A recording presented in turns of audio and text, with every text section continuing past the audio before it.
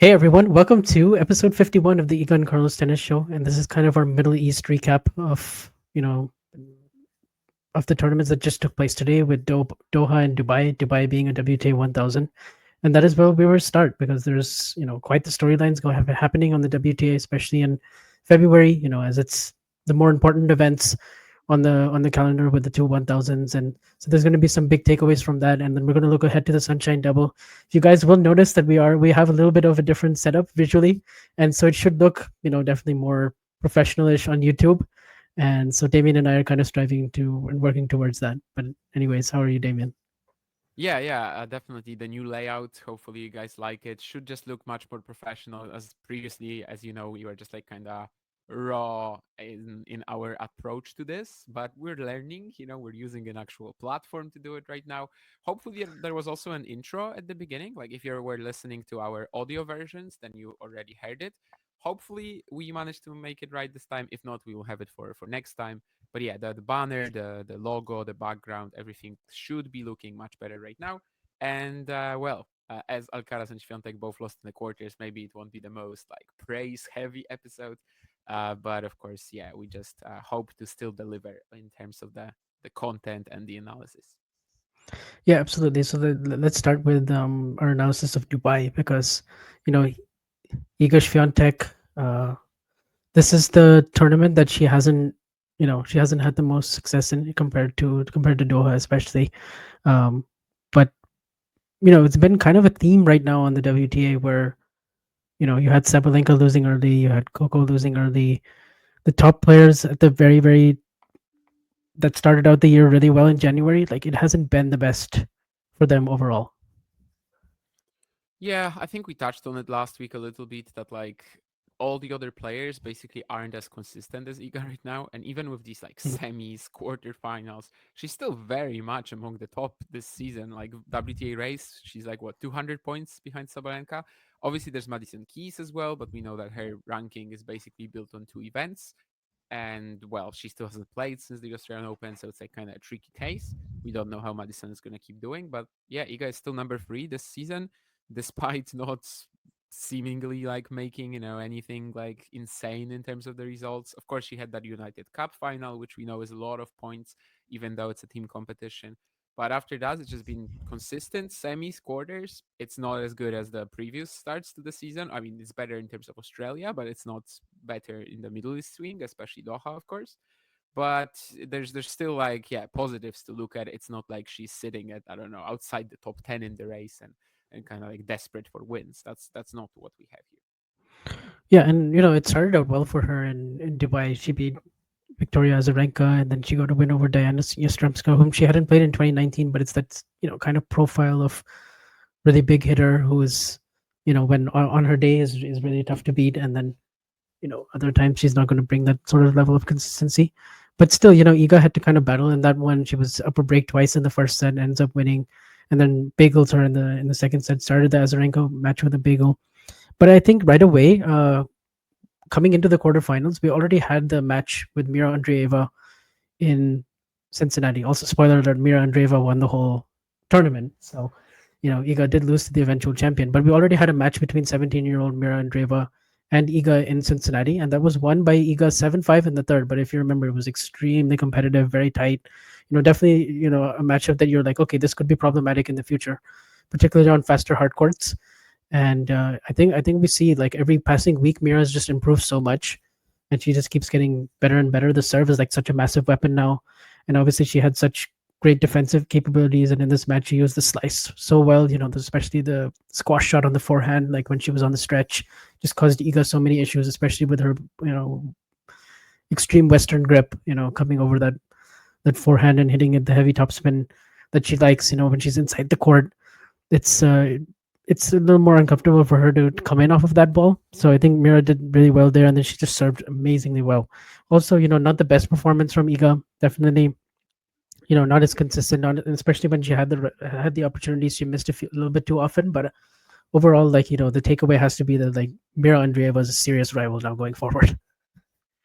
Yeah, I mean, we were kind of waiting for this. Obviously, it's not unheard of for top 10 players to be 17-year-old on the WTA tour. It used to be fairly common back in the day, I would even say. but it hasn't happened since Nicole Vajdisova, so that kind of Yeah. gives you the idea of how long it's been. I mean, she basically retired at 20 years old, so I don't think either of us really saw her play live. I mean, she had some retirements, like comeback attempts, but I don't think I ever watched any of that. But anyway, yeah, it's been a while. 2006, 2007 was when she was in the top 10 as a 17-year-old. Mirra now doing this, yeah, she's a fantastic talent. She also brings a certain, like, a very different package towards most of the WTA tour has right now. But honestly, I was entering this match thinking this will probably be an Iga win. Against Yastremska, I think I was quite impressed with how she handled her. Of course, this is like kind of the type of playstyle that Świątek usually struggles against. The Azarenka win didn't give me much. I mean, Vika has been in horrible form this year. Also, was struggling for like 3 hours in the previous round. So that was the day before. So I was just thinking, okay, yeah, this won't be a match, and it wasn't. But against Yastremska, I thought the serving looked pretty good. Like on these courts, obviously they're a little faster, but I thought maybe Iga can make the most of it. And the sliders were working very well. I think she really stepped away from that as well against Mirra. There was just, again, so much of that like regular, typical kick air on the second serve. And that serve was not working for anybody this week, especially in that Andreeva Świątek match. I felt like anytime one of them went for it was instantly like a return winner or something like that. I don't remember the Mm. exact stats, but the number of return winners for both players was very high. And yeah, the serving from Mirra kind of reminded me of how Noskova played the week before, just like coming up with a Mhm. ridiculous serving performance against Iga. And there's not that much you can do, especially when on your serve, you're just struggling every game. Even when she was 3-1 up in the second set, just kept looking like, she just has to work so hard for every single hold. As you said, there were a lot of issues with these like shorter, low balls from Mirra. She has a fantastic defensive slice, obviously. She's just all around. I mean, she has so much variety. You can never really make her uncomfortable. I remember a conversation me and you had on another stream like a while back when someone asked about like the best shot of Mirra Andreeva, and I think both of us said that like initially it was definitely the back end line, but right now more you are like more or less you start getting impressed with how yeah just she just applies herself in every possible scenario. She's very hard to like make her it's very hard to make her uncomfortable, and I think that was also very visible in this match. And yeah, the short slices, the defensive squash shots, it just constantly reminded me of this break point she had against Keys, right, in the Australian Open semis. And I remember saying that like you could see that this is a ball you have to play with feeling, and Iga was just like so tense that she couldn't at that point in time. Here, I don't think she was that nervous ever. So even with that sort of a scenario, she was still struggling with a shot like this. There were like 2 or 3 games maybe when the backhand down the line was just insane. She had like 4 winners in one game, literally that shot, I think, very often inside out as well. But otherwise, obviously not the best performance. And Dubai over the years, I guess, has been a solid event for her, but she still can't win it. It's not the best conditions for her, but just like comparing to that Cincinnati match, I thought that still this court she usually looks much better. So I was entering the Mhm. Andreeva match with like very positive feelings, but in the end, it's also, of course, a very good story, and the hype about Andreeva should get like very real at the moment. Yeah, absolutely. And she showed it time and time again, even when she was down a break 3-1 in the third against Elena Rybakina, how she can make it so uncomfortable, even against, it's a much more serve first strike tennis oriented player. She can pretty much do most of the same things and adjust accordingly given the situation. But like, it did also remind me in terms of an ego perspective, the outlook and the mentality on the court. It reminded me a bit of the Kalinskaya match, also the Yeah, Krejcikova match, where she was definitely under the weather in that final, but nonetheless, these are performances where like you can see after a really intense Doha, like and such a quick turnaround after the conditions and the calendar spot. This is the one where sometimes you're not going to see that same level of desire to fight back.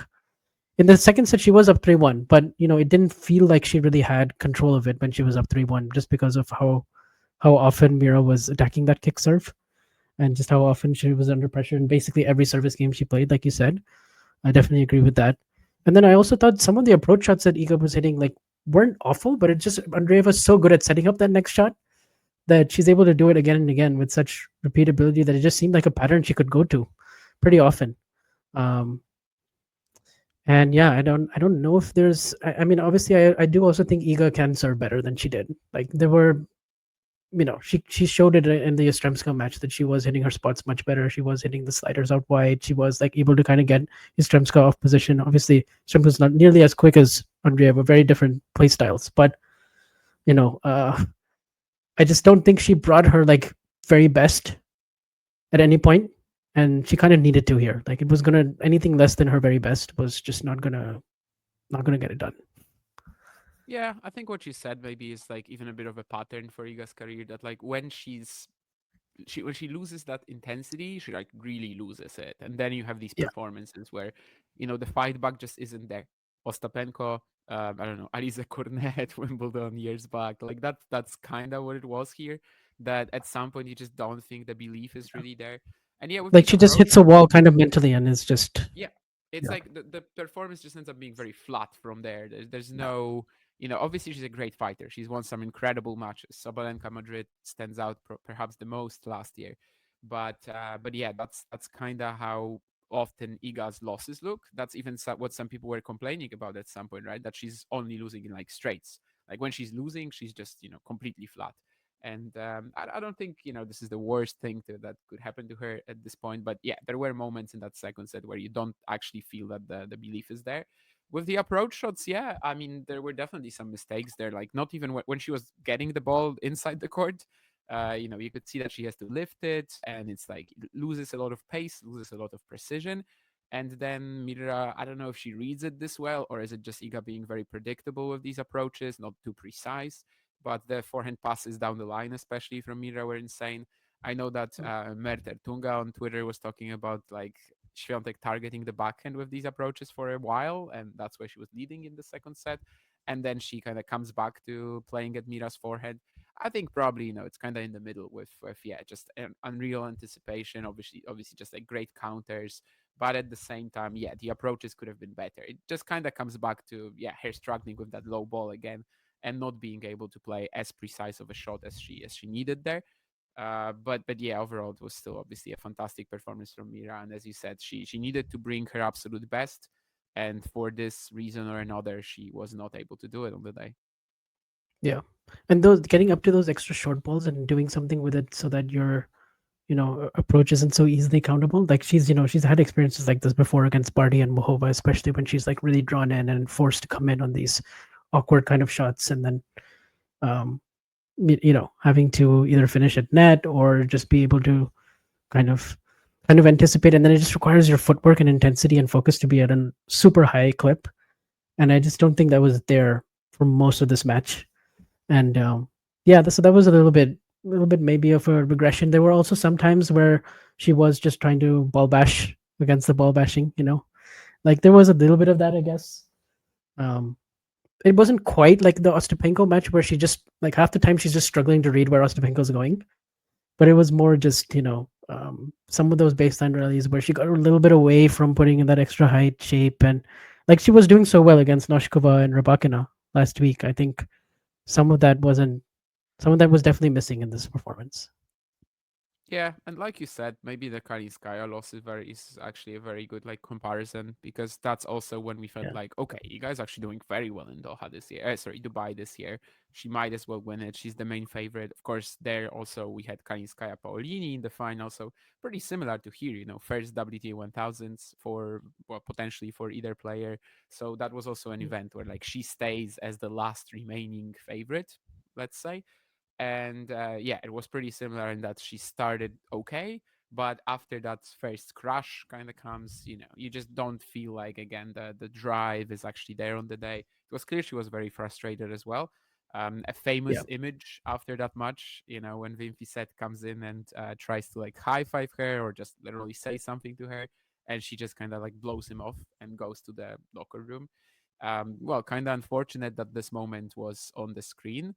I think that for the most part, though, it just kind of shows, yeah, that her mindset after this match, perhaps during this match as well, even though I don't think she was like that tense on the court. Yeah, she's just not in the best spot mentally at the moment. Like that's pretty clear even without it, but it's a very good representation of that.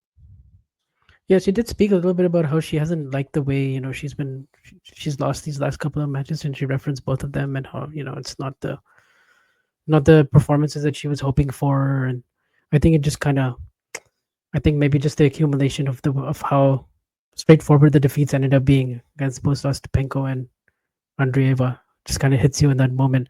I don't know if it speaks larger picture to how the actual partnership is going because we have seen some positive signs like you were saying.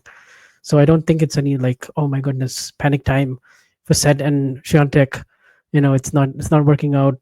All of that. I still think it's way too early to make a claim like that, especially because they've just basically been together for what, 3 months, 4 months. Yeah, I mean, I don't think it's the right time yet, but of course, the pressure now is going to be pretty high on Indian Wells. That's again Yeah. an event she's had like such a stronghold of. And maybe, if let's say she has a very poor Indian Wells, well, a very poor for her standards would be like a quarter or semi-final loss. That's Yeah. unfortunately Pretty much a where we are quarter with this event. semi. Yeah. And then of course doesn't also like perform too well in Miami, let's say, then it will be definitely like the worst confidence she's entering the clay season with since 2021, maybe even since earlier than that. So, well, 2020, I guess we didn't really have a proper clay season. We only had Roman and Ron Garros, and Iga wasn't like a top player yet before winning that. So, yeah, probably since 2021 or even earlier than that. So that would be kind of like something really threatening, let's say, to her position. But for now, yeah, as we said, she's still like pretty consistent. It's just about maybe, yeah, peaking when the adversity comes, really, which Mhm. she hasn't been able to do so far. I mean, even the Noskova match for the most part was a little sloppy, and the opponent was playing unbelievable. But she gets that tie break where she gets really frustrated because of the pace coming at her and like how she felt pressed, how she felt rushed. So yeah, I mean, Indian Wells will just be like a more challenging event right now in terms of the pressure on her to win it. Hopefully, she's not just like thinking, I gotta do this, I gotta take the title. It, like doesn't like go fully into that mindset, but I wouldn't be surprised if she does. I mean, it's like pretty unusual for her not to win a title for a few months, and especially losing that crown in Doha that she had for so long. So yeah, I mean, it's just gonna be a bit more pressure now. Yeah, definitely. I wonder also. I mean, so she did mention scheduling and how she was asked like all these players upsets, Goff, Sabalenka not playing their very best tennis. What do you attribute that to? And she talked about how the calendar is not allowing players to have enough time to train and work on their games, and that's definitely been something that she's kind of bringing attention to for months about like the calendar being too all these mandatory 1000s and how they're so packed together. And I actually do think for her, she's had more success in those 2 week masters, right? Like, I mean, Roman Madrid, she's ended up winning. She's done the Sunshine Double before. She's had Yeah, but like it's clay, and it's Indian these Wells. Isn't that just like a surface thing? yeah, Indian Wells, Miami, Rome, Madrid. I think maybe the two maybe the back to back and then changing conditions so quickly is like actually I don't know, it just requires a whole different level of intensity that I don't think she has ever actually mastered before, right? Like Canada, I mean, Cincinnati that I hasn't can been agree with something. you on. Yeah, absolutely. I mean, the Um, the the back to back thing seems to be other than yeah, on clay, pretty I mean, brutal. in Yeah. 2022, I think Dubai came before Doha, right? And Dubai was like a Yes. 500, and then Doha was the 1000. So she kind of got the Ostapenko loss out of her way, which was relatively earlier in the tournament, and then she wins Doha, and Yeah, then it she kind wasn't of goes on fully that back run. to back because the Man loss to Ostapenko was so early. Yeah, but I think we've was seen so her early, like the flat losses you but mentioned. We've seen that in Dubai and Miami specifically when she yes, wins the previous event. hmm yeah, that's true. So I mean, obviously in the 2 week events, it's a little bit of a different tempo because you get the day off in between most of your matches unless you're on one side of the draw. Then sometimes you could play like a round of 16 quarters back to back. It's or semis quarters without a day rest. Like that can still happen, but I think that tempo requires you to be like intense, but then you get a little bit more time off, and then intense again, and then you have a little more time off. Whereas here, it's kind of less like, yeah, if you're not feeling it that week, like usually you can feel a loss coming, and it's like kind of harder to change that around, like it would be in a slam or a 1000. Possibly. I mean, there's definitely a bigger break as well. Like you play a Yeah, final on between the Sunday, matches. and then you probably have like your first round on well, you're as a seeded player, you probably have your first round on like Friday or Saturday.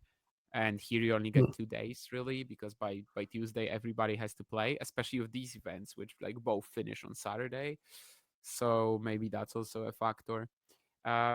Yeah. I was also like one of these matches, I don't remember which one, but I was listening to Polish commentary of it, and I didn't really like, I don't really do it, but I found something interesting, like how apologetic one of the commentators was for Iga. So like basically Iga cracked the Mm, racket. I don't remember which match it yeah. was, maybe Jastrzębska. And already she says like, "Oh, I can already see the outrage on the internet that Świątek destroyed the racket." Listen to me, guys. Like players do it. Everybody does it. Iga goes to the toilet after a set, and she's also already like explaining her behavior. I don't know what it shows. Like I Wait, so thought did it was she a bit crack a too racket much. against Jastrzębska? Did she I crack a don't racket remember if it against was Jastrzębska? I don't. Jastrzębska. I don't think so. Maybe I it mean, was I Andreeva. mean, Maybe it was I Andreeva. think I know in the Ostapenko match she slammed it, but it didn't break. But it was like a moment, and then the camera panned to Yelena, and Yelena was sort of laughing at Yeah, the yeah, yeah. reaction. I Maybe it was remember the this, Ostapenko but match. Maybe I'm just mixing things up. Anyway, I watched some tennis of yeah, Iga with Polish commentary in the last 2 weeks, and it was just mhm, kind of like, for me, it felt like it's unnecessary. Like it's just too much, you know. Just stop talking about it. I mean, yeah, she smacked the racket at the ground, or like she went to the toilet. Yeah, yeah, sure. You don't really need to explain it. But maybe it's also, how well the basically the commentator knowing that, well, in Poland people are, and or even on Twitter, not from Poland but like internationally as well, people are very eager to like find something in Iga's behavior that they don't appreciate. And maybe she's like mm, already, preparing for that backlash and basically defending her. Me as a viewer, it yeah, kind of frustrated me. Like I really didn't need it, but maybe some others did. yeah. To feel the need, like you have to go that far, is a little bit like kind of, yeah, maybe overstepping, but I get the I do feel like the backlash is just insane every time Iga does something like this, which for most players is very normal. Like they do it almost every other match. But when Iga does it, somehow it becomes a much bigger story. And it's the same kind of thing with like, oh, Iga struggles against big hitters. Oh, Iga struggles against, like, how many times have we heard in commentary about that, right? Like Iga struggling against big hitters. And it's like, sure, it's a thing, but it's kind of like, everybody struggles with big hitters to a certain point, and it's just like you're kind of looking for that one loop. You're kind of like spends like it seems like we spent the last better part of the last 3 years on the WTA trying to figure out like, oh, what are Iga's chinks, and oh, where does Iga struggle? Oh, like where does Iga vulnerable? And it's kind of like that becomes the bigger story, like amongst the WTA, because like she kind of set the standard, and then everybody else had to improve to try to get to where she was, and then now it's kind of like her trying to get back to number one, and then trying to find it almost sort of goes back full circle around her. It's interesting. Yeah, but then again, there is a trope of like, players who have a chance to be there and Yes, players who don't. Is it more right. Like quality than the play style? It's probably both. But yeah, I mean, there was that time when she didn't like lose to a defensively oriented player for years. So yeah, like there is that mold of player like Noshkova, yeah, Rybakina, Stepenko. I most do players don't almost have think it. They, Ostapenko is they don't have completely. it like that formed. That there is That's a true. trope, there is a stereotype of a player you struggle against. Yeah, but for sure we have seen since Memphis has come on board, and especially the last 2 years, that against the more traditional flatter hitters, it's improving for Iga. I mean, Ostapenko aside, Ostapenko is just a different kind of, yeah, just more of a one-off in that category, but still, it's no, I do think there's a little bit more pressure on Indian Wells. It's kind of like it reminds me of where Carlos was at last year, because since Wimbledon he didn't win a title, and there were like 10 events go by, and you're seeing a lot of semis and one final, but no title yet, and that's kind of where you guys right now. Wait, so was So her both, last title Roland Garros? yeah, Roland Okay. Garros. So it's been some time now. Yeah, I didn't even realize, but yeah, obviously it makes sense. She skipped Asia, where usually she'd be a strong contender. Yeah, WTA uh, finals, that's 2-1 record, and she doesn't actually leave the group. yeah, exactly. And I think most of her losses have come to the eventual winner, and two of them to the eventual finalist. In Pagula and Ostapenko were the only ones who didn't actually like win the title after beating her. Oh, she's So making semifinals, you know. Yes. mostly. So one That more is match usually after that, that's gonna happen. Yeah. or not leaving the group in the Coco case, but Yeah, yeah. more or less, it's. I guess really Putin was the only loss at Wimbledon where like she loses her next match to Ostapenko, and then yeah. But what was the other point I was going to make? Yeah, that these sometimes I have noticed that her 1,000 victories have kind of come in bunches as well. Like in the sense, I think in her first 30 1,000 that she played, she won like 10 of them. But they all sort of came like she plays the first eight, she doesn't win any, and then she wins like five of the next seven. Then she doesn't win any of the next eight, and then she wins five of the next seven again. And then now we have three in a row where it's like semifinal, semifinal, yeah, semifinal, semifinal, quarterfinal. So it's like if that pattern holds up, which would be kind of insane if it's keep working like this. I don't think it will. But then her next 1,000 wouldn't come until like Canada. Yeah. By the way, I have some new information on that Beijing King Cup appearance. I think they are Mhm. seriously trying to get Iga on board because, first of all, this Okay. is going to be once more in Radom, just like the performance against Buzarnescu and Prisakariu. But this time it will be on clay, and it will be clay that will be exactly the same as the one in Stuttgart. Oh, So I okay. think So then, I think they're really trying to get Iga on board, and honestly, she should probably play it. And by the way, there's also the okay. schedule for that. So Poland will play the first 2 days, which is Thursday and Friday, and then I think next week is Stuttgart already, if memory serves right. So I think she should probably play it. We don't know what the teams will be in, like Romania, Ukraine. Who will show up and who will not. We don't know if Iga will play this, but I guess if it's the same surface, there's like almost no harm. Maybe if she wins like Miami and she needs a long layoff, then maybe not. But I think she'll probably show up. I think I might go either way, but obviously Okay. if Iga will be there, I will be a little more tempted. Who are they playing? Ukraine and Romania. Oh, okay. So Am I right? yeah, Actually, most I, likely. I Ukraine definitely. No, Romania they played in. Let me check. It might be Ukraine and Switzerland. I don't know why I'm now thinking between Ukraine and Switzerland, but basically, yeah, that will be the first 2 days. But, So Thursday and so Friday, Poland is playing, and then the remaining match will be on Saturday. it could be some good prep if it's Ukraine. Get another top 20 win Yeah. against Kostyuk potentially. I don't know. Kostyuk, Svitolina, Yastremska. There's Carolina. a Yeah. lot of options. We don't really have any clue who will show up there. But yeah, should be definitely like stronger players than the ones that we are seeing right now. That we saw, sorry, in Romania. In Romania, the few years back, right? Also, it's a different Yep. format, of course, at the moment with the Beijing King Cup. Basically, now having like this free team tournament instead of just like one match. But obviously, Buzarnescu, Prisakariu on hard courts as well. Like that wasn't really a good warm up for anything. But yeah, I mean, if it's the same surface if it's the same surface as in Stuttgart, I feel like she should definitely play it. There's almost no drawback to this. Yes. And we have also noticed that we have talked about Ego's serve at length and how she can use that kick serve pretty effectively, and both Świątek and Alcaraz kind of have that serve that sometimes can get picked apart by aggressive returners when it comes right in their strike zone. But Indian Wells is a place where for both of them, given the Yeah, conditions, it's given Switzerland and the Ukraine, by the way. Yeah, Switzerland and Ukraine. okay, yeah, so that'll be a good event to go to, especially if Ego plays. Defending champion But yeah, is the in yeah. I mean, s- she's guaranteed to be the highest ranked Swiss player, basically. So yeah, Bencic and someone from Ukraine should be very strong opponents actually, yeah, so that okay, yeah, and some doubles potentially. yeah. But oh yeah, what were we saying? Yeah, so back to Indian Wells. In Mhm. terms of that, the conditions are much better for her there. So that is definitely something that's a completely isolated. Yeah, isolated. I don't think there's many conditions like Indian Wells on tour in terms of the it actually plays kind of quick during the day as well because the ball moves through the air pretty quickly. But then it's a very gritty surface, so it's kind of more clayish.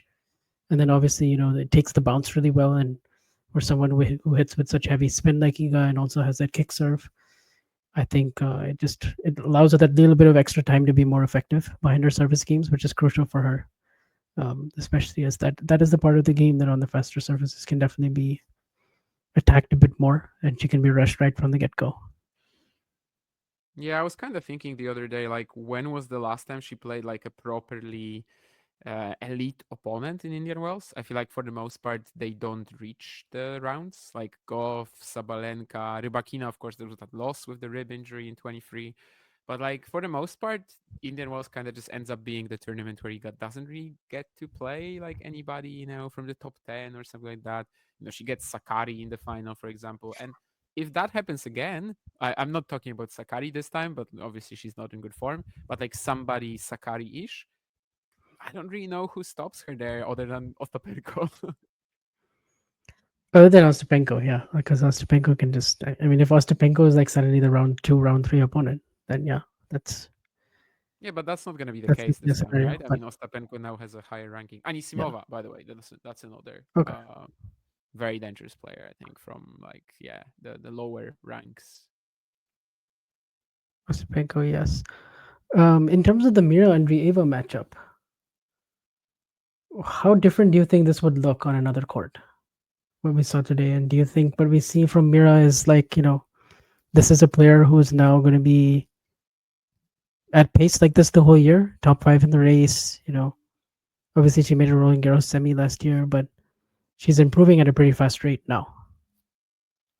Yeah, I mean, I would be surprised at this point if we don't see her finishing top 10, top 5. No idea. We still have a few players who are like kind of question marks right now.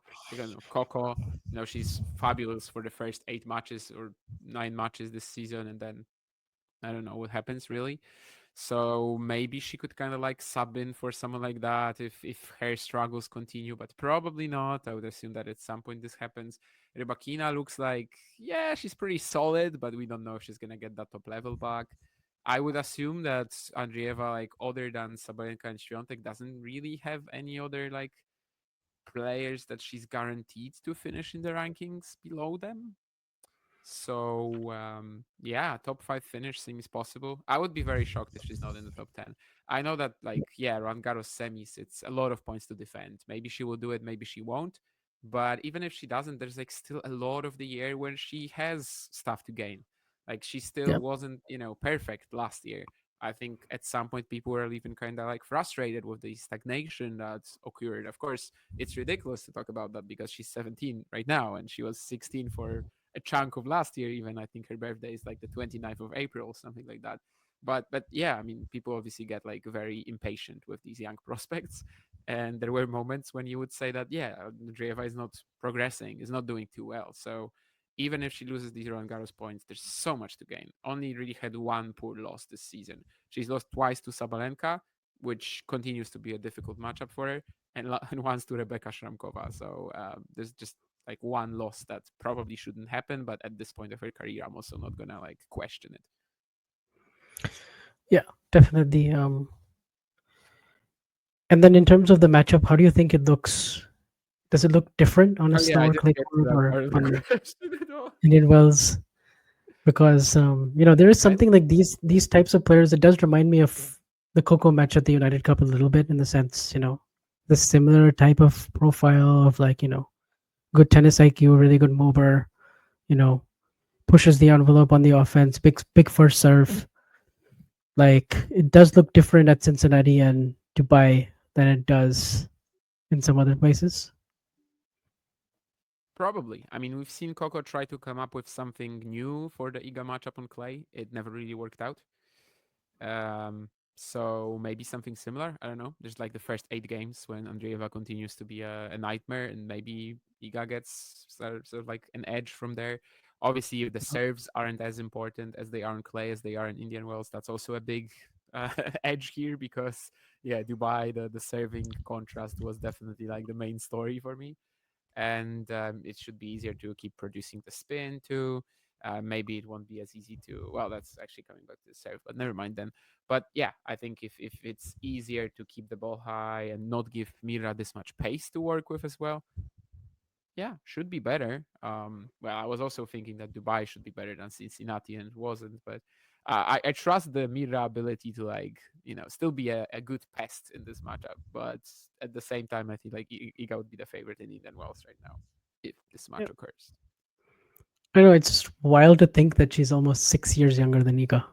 Like it's that is just insane because there's not even that many times where Ego plays somebody younger than her, and then now you have somebody who's 6 years younger. So that's just it's Yeah, I kind was of doing a absurd. stream for this match, and I remember saying that like we are watching at the very beginning. That's like we're watching two young super talents or something like that, and then I just sitting there and thinking, can I still call Iga young? And yeah, I can. She's just not Yeah, young compared to Mirra. yeah, it's pretty funny because they showed like Mira walking out for the semi or something with a ball kid, and the ball kid looked older than her. So it's it's funny, but obviously we've seen teenage talents like this over the year, but this is definitely a pretty special player. You could see it right away 2 years ago when she made the Australian Open final in Madrid, fourth round. But she's improved so much since then. So yeah, we'll continue to monitor how this matchup goes, and obviously she's now nine in the world, and so she's sort of she's climbing up there pretty quickly. But let's talk about the men's side a little bit more now because obviously we had Alcaraz playing in Doha, he won Rotterdam, and so far you can't say he's had a bad start to the year. Certainly not the case, having picked up that title, and he also goes in with a quarterfinal loss here, just like Iga on the same day. And this time, let's do usually Lehecka, but it was a match that's you can also take a lot of positives in, and also some things, definitely some lapses, like especially the one that he sort of had against Luca Nardi in the second match, and then at times against that where sometimes the game just goes off the boil for a bit too long. But obviously, like, what were some of your big takeaways from that before we go more specifically into the Lehechka match? Yeah, I think against Nardi, I was just like still feeling, very confident that he would win in three. Like it just Yeah, felt like a classic case of, losing his mind a bit for a few games. Nardi starts believing. Nardi is on it. Of course, these are also guys, by the way, who like know each other so well since the juniors.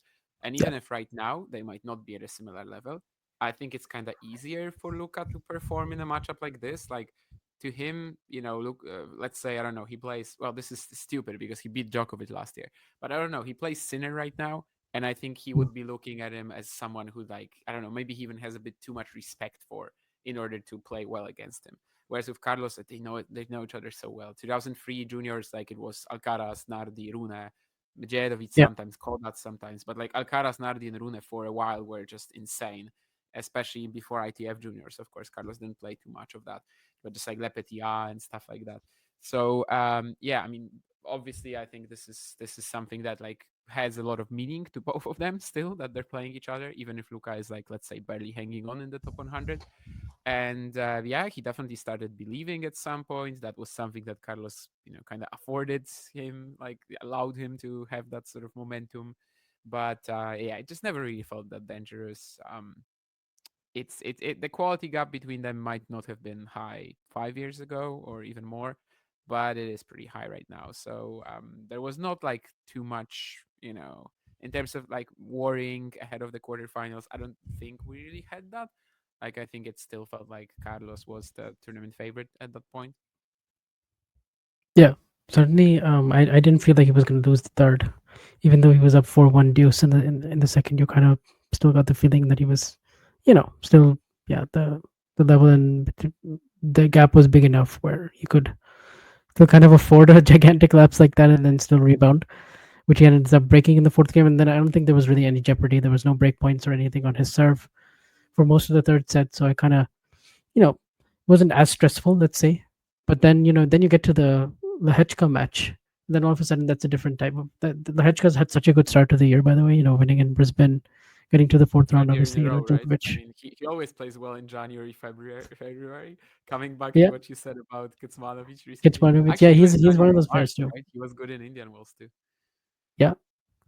So that the Hechka's like that too, but obviously he's got that insane serve, and the ball striking off the ground is pretty good. He's not the greatest mover in terms of if you're comparing him to Thomas Mahach, of like who will have the better, who has the bigger upside or better career. But in terms of, I mean, just like the fundamentals, he's so good.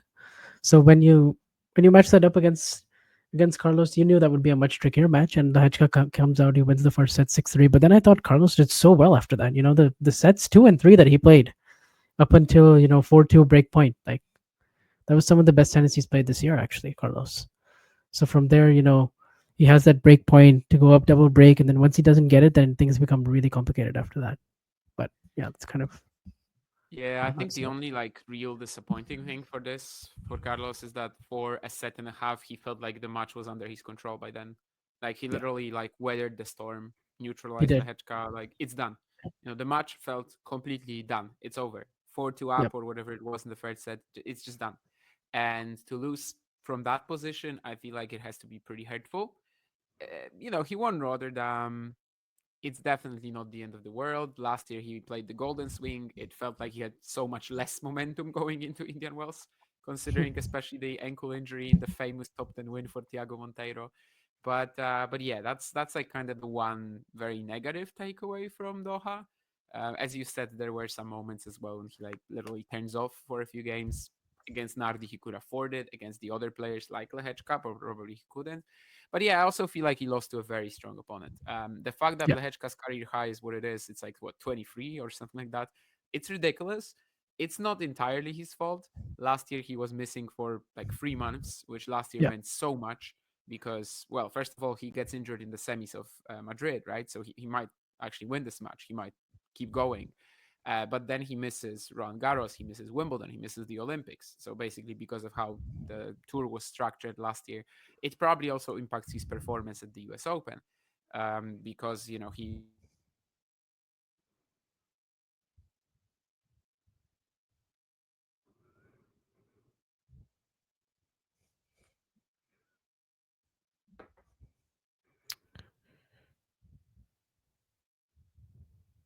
he was playing in Wimbledon. I think Damien is frozen.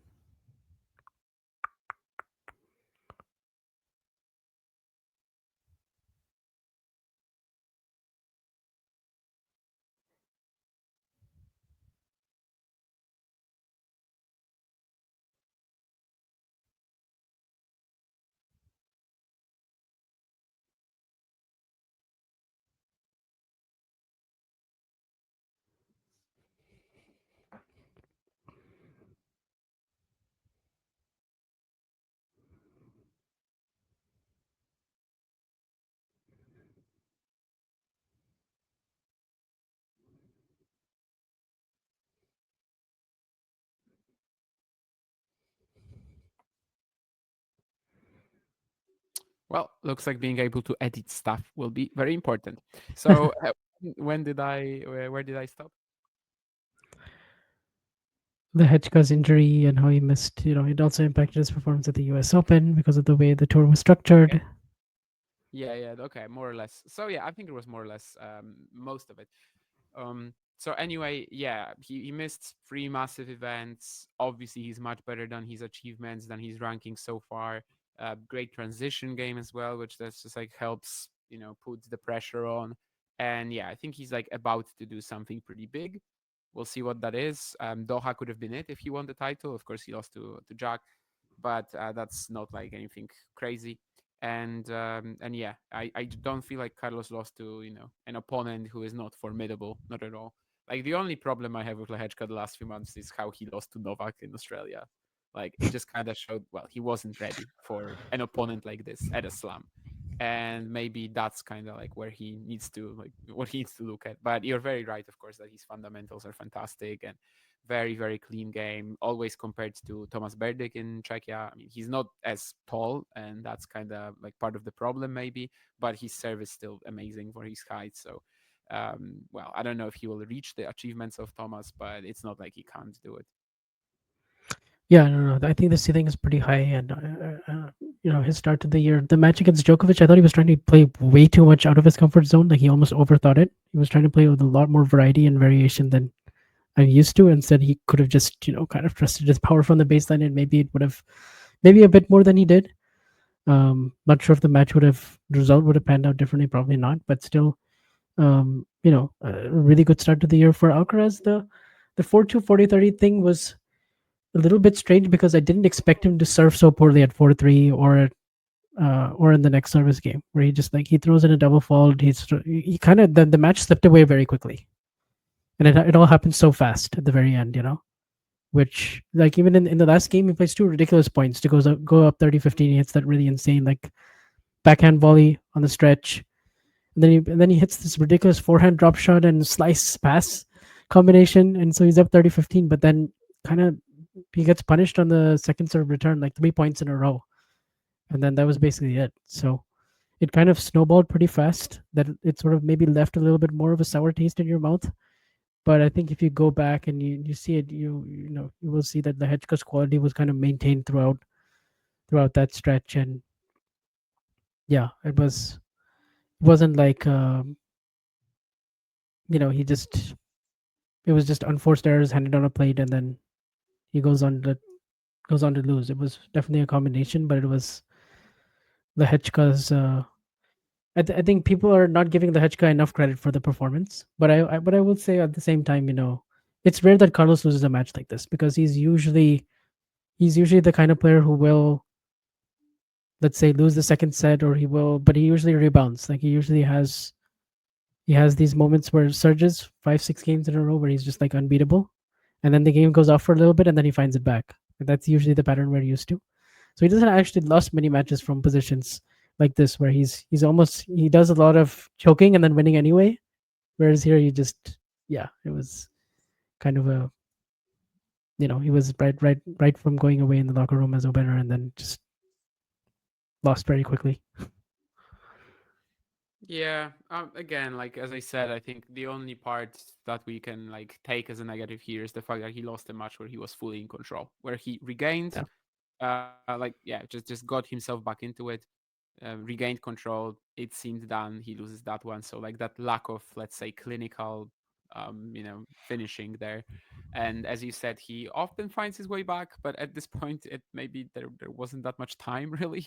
He was 4-2 up in the third. There was no time for that rebound in a way. But like even as I was talking about Iga, that I don't know who she loses to in Indian Wells other than a few select opponents. I think for Carlos, it's kind of even stronger now that we don't have Sinner. We remember what he did to Zverev last year in Indian Wells. I don't know. I feel like guys like, especially, I don't know, Rublev, Medvedev, they're just not really that big a threat to him right now in conditions like this. Lehecka, he also handled last year in Indian Wells pretty comfortably. Was it last year? When was that? I don't, never mind. No, I don't think he played Lehechka. He No, it only was played Sinner. Lehechka It in was Queens. Sinner. Sorry, it was Sinner who beat Lehecka pretty Yes. comfortably. Yeah, after Lehecka had a couple of. No, never mind. Scrap that point then. Anyway, I'm trying to say that like, yeah, I don't really see what sort of opponent could beat him there if he's just like playing pretty well, and we kind of know he will be because on these courts in Indian Wells, he gets that time. He sometimes needs to like, yeah, figure things out, get himself into the match. As I said before, I think Carlos can look like the best tactician on the planet on his day, and like against in right conditions against the right sort of opponent. But then he plays Djokovic and he looks like the most like stupidest tactically player on the planet. I think he can probably avoid that in Indian Wells. Well, I don't know about Novak. Well, I just said that, but I don't know. I'm not convinced about Novak right now in anything but the slams. So I just don't view him as that Okay. sort of a threat. Yeah, I feel similarly. I don't know if the motivation, intensity, and um, you know, the drive is there outside those majors. So we'll see what happens if he does play Djokovic. But honestly, yeah, but honestly, I think Carlos should be fine against most of the players there. And you do expect like he has two Indian Wells titles. He's 21 years old.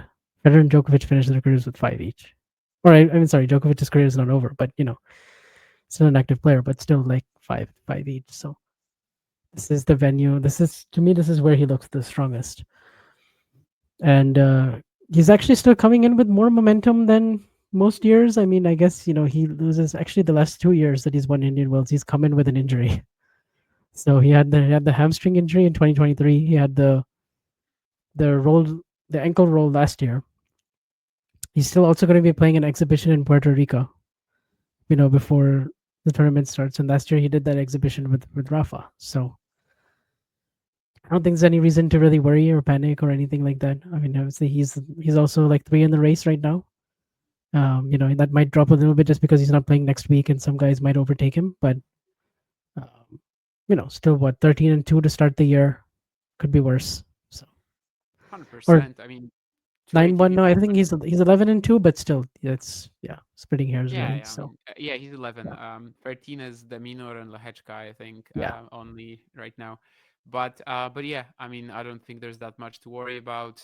It's good that he's not playing Dubai and Acapulco. I think two 500s in February, it's perfectly fine. And also, you're very right about Indian Wells being kind of like the perfect mix of clay and hard courts for him. I think there's still, and it's always been the case, but because he's Spanish and because, he's like the next Rafa, there's always been a lot of misconception about Alcaraz like being the best on clay, which isn't really the case, especially in like slower clay conditions. And it's never been the case. Even the first slam, of course, that he won was the US Open, and the second slam that he won was also not Roland Garros.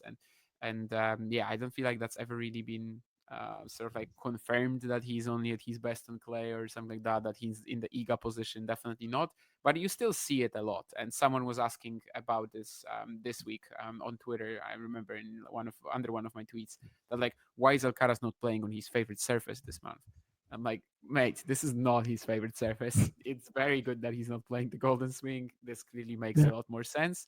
Indian Wells is kind of like the perfect mix between the two, between the slower conditions and the faster conditions, between a surface as well that like has the bounce, but at the same time you can hit through it. So yeah, I think it is the best court for Carlos, even more so than it is for Iga. Maybe Carlos, yeah, maybe Madrid can also be included in the conversation. For Iga, obviously we'd have Doha and basically any clay court, but I think the gap for Carlos is bigger than for Iga. yeah. I agree with that in terms of comfort level for sure.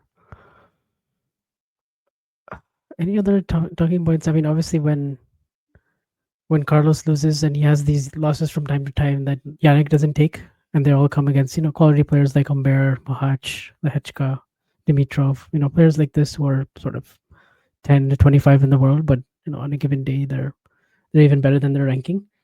Um, is that just? I wonder if this is how it will always be for Carlos when he's 24 or 25, or if or if his game is just not really meant for like that week in and week out consistency where he's like going to put together a season where he wins 90% of his matches or does this, and like is that okay? Because honestly, like as long as he keeps winning slams and he keeps winning these type of 1000s, like okay, he might have fewer weeks at number one than Sinner, he might have fewer titles than Sinner when it's all said and done, he might, but as long as he's winning the head to head, he's still showing up in the biggest events, still the biggest factor. Like there's obviously more disparity in terms of every match he plays. You don't know when he's going to be at that 10 out of 10 level, when he's going to be at, when he's going to have some of those low points where he beats himself maybe. So it's kind of interesting because in some ways it's good for a neutral and an observer. It's like better, healthier for the sport if he's not like dominating every single week. Like we talked about with Sinner, how sometimes if you're just going into a match and you're just like, oh, this is not going to be competitive. Like you just know, you just know the result right away. With Carlos, you don't really get that. But and at the same time, the highs are still just as high. So it's interesting to think about it. Yeah, I think what you mentioned is right. That like, it's important where the losses come. Yeah, As long as he gets that slam a year, as long he gets, he's good in the most important matchups with the biggest rivals.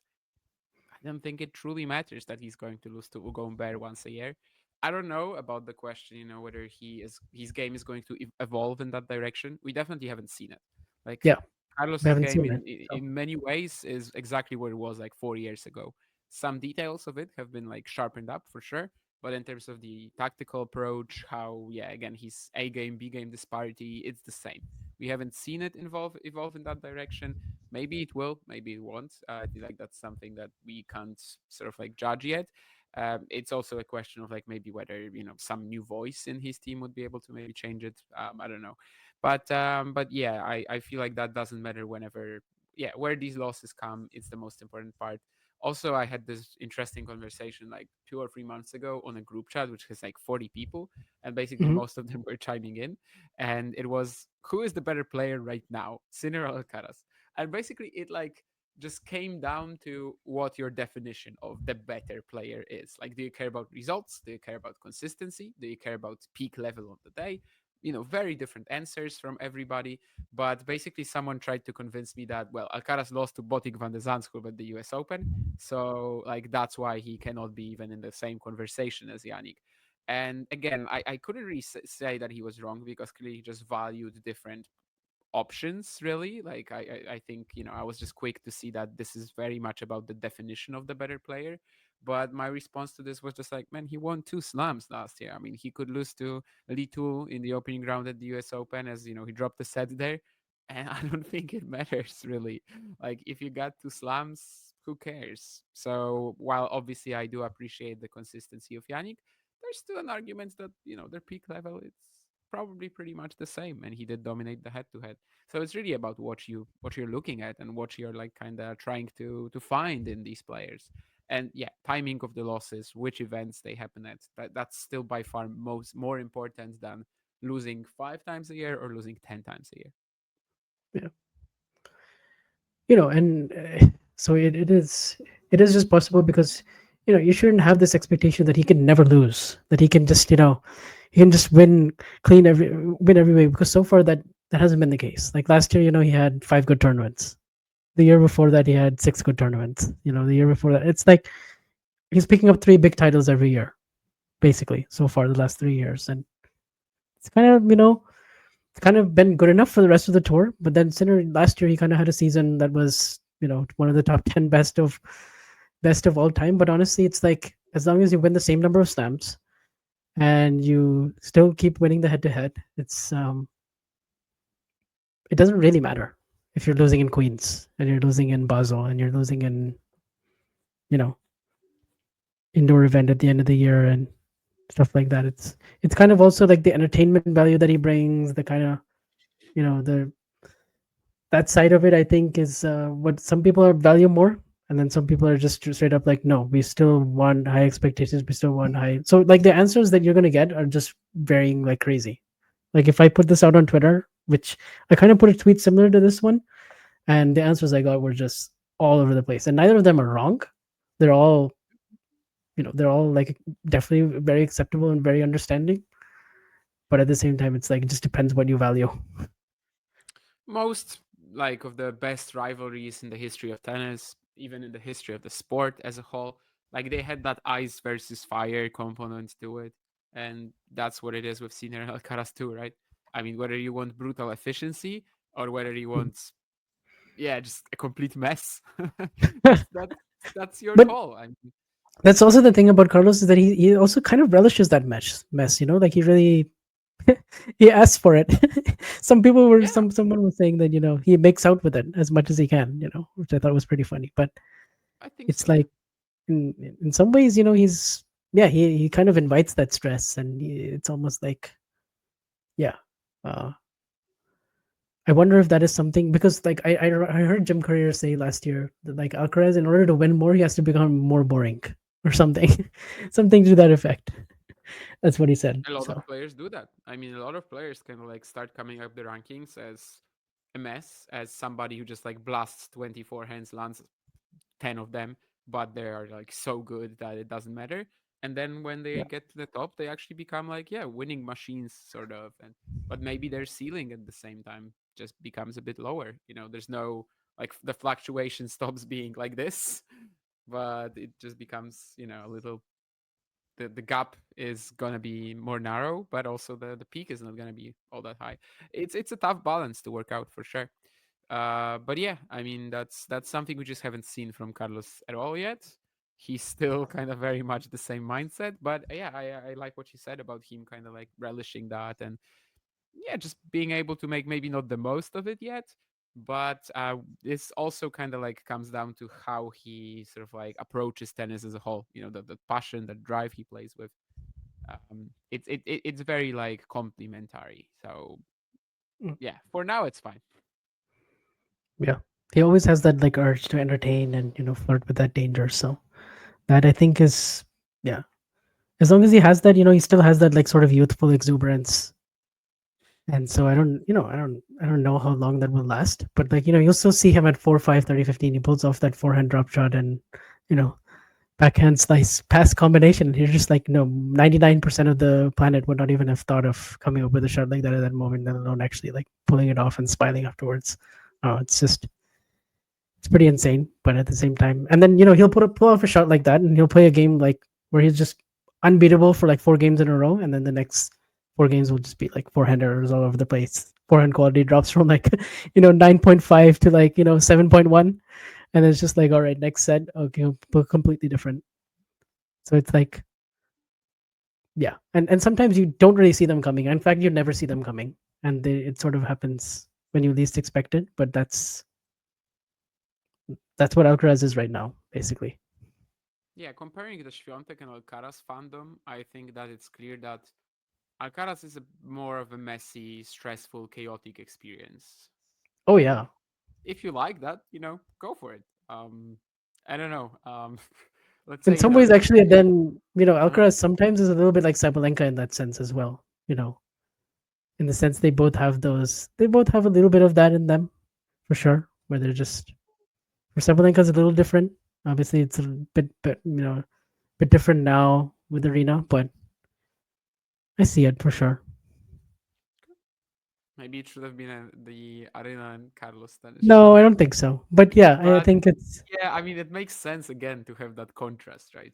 yeah. For the I show. like the contrast for a show like this because a lot of the times we are going to be kind of we're going to be talking about Alcaraz and the messiness of the matches, and then for Iga, it's going to be more kind of okay. This was the opponent. This is what happened. You go, yeah. Yeah, she came I out. like, She had a game plan, and like she basically kept executing it the entire match, yeah. whatever the result was. And with Carlos, yeah, stuff happened, guys. Stuff happened. It was a roller coaster. Yeah, It makes was sense. The contrast makes sense. Yeah. yeah, for sure, yeah. But yeah, I don't know if you had any other sort of bigger takeaways from the Middle East swing or just any of the other players. Obviously, the tournament was won by Rublev in the end. Not sure how much that really changes in terms of the landscape. Not a whole lot. Of Yeah, I course, feel we have like it's very clear that the WTA tour was actually more exciting in the last few weeks, yeah, and yeah, we just got some new interesting winners. Anisimova, of course, and now blah, blah, blah, blah, why am not why am I not blanking? Uh, Mirra Carlson Andreeva. lost to Mirra Andreeva. Yes. Jesus, it's been a long show. I told Vaj before we started that this was probably gonna be one of our shorter episodes, Yeah, but yeah, actually, I just meant that like both Towson and Andreeva, of course, they're big stories today. So I feel like on the ATP tour we didn't really get that. Like when Andrei no, Rublev wins Doha, you don't think that, oh yeah, this is the new moment, this is the new step in his career. It's not. But of course, it's important for him. He gets rid of that, one title at each venue thing that he yeah, shared with Danu. I don't know if this is actually important, but well, he's gonna try to do the same, I guess, to repeat that yeah, win in Dubai he had now. But yeah, it's clear that there weren't like that many narratives that pushed the tour forward in some sense. We very much still have like the status quo, besides of course Yannick, and that we already covered last week. yeah. Very much the case on the ATP tour. Of course, we still have Rio, semis and finals, and then we have one Yeah, and last that's event on the gonna be Golden pretty Swing. wild, actually, right? Like whatever So whatever happens there, that's gonna be pretty wild. But yeah, we also kind of more expected from the Golden Swing. It wasn't like last year Carlos was winning both events. Yeah, I mean there were still some pretty wild winners there. Like from that part of the season, we just like expected. yep. And so of course we have the Indian Wells draw coming out on Monday, March 3rd, at sometime in the afternoon Pacific time, and then we'll know more about that. But I don't think we'll have any more episodes coming soon. If something happens early and they lose at Indian Wells, we might record then. But as for now, yeah, the Iga and Carlos January February is officially closed. Yeah, I mean unless something crazy happens, and that usually means something negative. February definitely not. the entire episode about the Indian Wells draw probably will not gonna happen either. So it might be a while before we hear before you hear from us from us again. But Mhm. for that reason, it's good that this show ended up lasting more than I thought. You're gonna have the contents to kind of like spend time with over that couple of weeks.